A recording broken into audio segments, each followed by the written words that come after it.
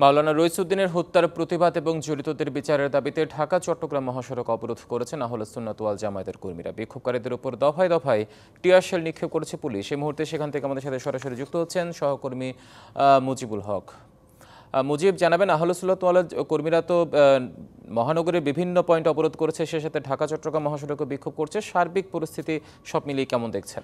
হিমাদ্রি, পরিস্থিতি এখন কিছুটা নিয়ন্ত্রণে। মূলত কেন্দ্রীয় যে কর্মসূচি আহলে সুন্নাতের আমরা দেখেছি সকাল 8:30 থেকে সে কর্মসূচি ছিল বিকেল দুপুর 12টা পর্যন্ত। তারা সারা দেশে এক ধরনের অবরোধ কর্মসূচি তারা ঘোষণা করেছিলেন যে গাজীপুরে যে মাওলানা রইসুদ্দিনকে মব সৃষ্টি করে এক ধরনের পুলিশি হেফাজতে তার যে মৃত্যু হয়েছে সেই ঘটনায় তারা বেশ কয়েকদিন ধরে আন্দোলন করছিলেন। তারা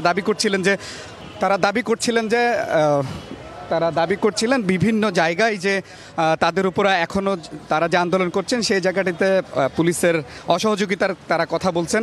মূলত আজকে চট্টগ্রামের মুরাদপুরে তারা ব্লকেট কর্মসূচি দিয়েছিলেন, সেখানেই তাদের অভিযোগ যেটি পুলিশ টিয়ারশেল নিক্ষেপ করেছিল। এবং যমুনা স্মার্ট রেফ্রিজারেটর, স্মার্ট লাইফে স্মার্ট রেফ্রিজারেটর।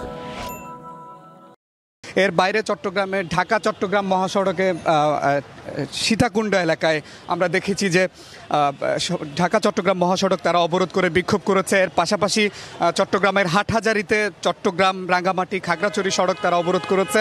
এর বাইরে চট্টগ্রাম কক্সবাজার মহাসড়কের দোহাজারি অংশে তারা আগুন জ্বালিয়ে বিক্ষোভ করেছে এবং দফায় দফায় রেল যোগাযোগ সহ বন্ধ করে দেওয়া হয়।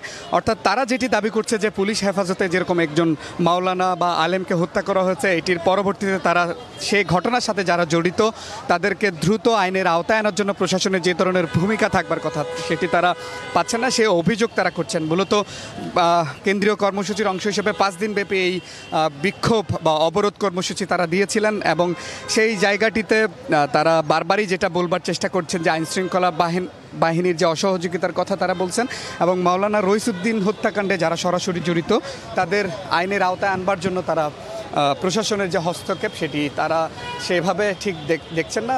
অর্থাৎ হত্যা মামলাটিতে যারা জড়িত আছে বা মামলায় যারা সরাসরি সম্পৃক্ত আছে এবং পুলিশের অসহযোগিতার কথা কিন্তু তারা বলছেন। তো সব মিলে এখন চট্টগ্রামের পরিস্থিতি হচ্ছে পুলিশের নিয়ন্ত্রণে রয়েছে, বিক্ষোভকারীদেরকে তারা ছত্রভঙ্গ করে দিয়েছে এবং পুলিশ কিন্তু সতর্ক অবস্থানে রয়েছে। তো সব মিলেই ছিল আমার কাছে চট্টগ্রাম থেকে আন্দোলনের সবশেষ খবর। মুজিব, আপনাকে ধন্যবাদ আমাদের সাথে যুক্ত হওয়ার জন্য।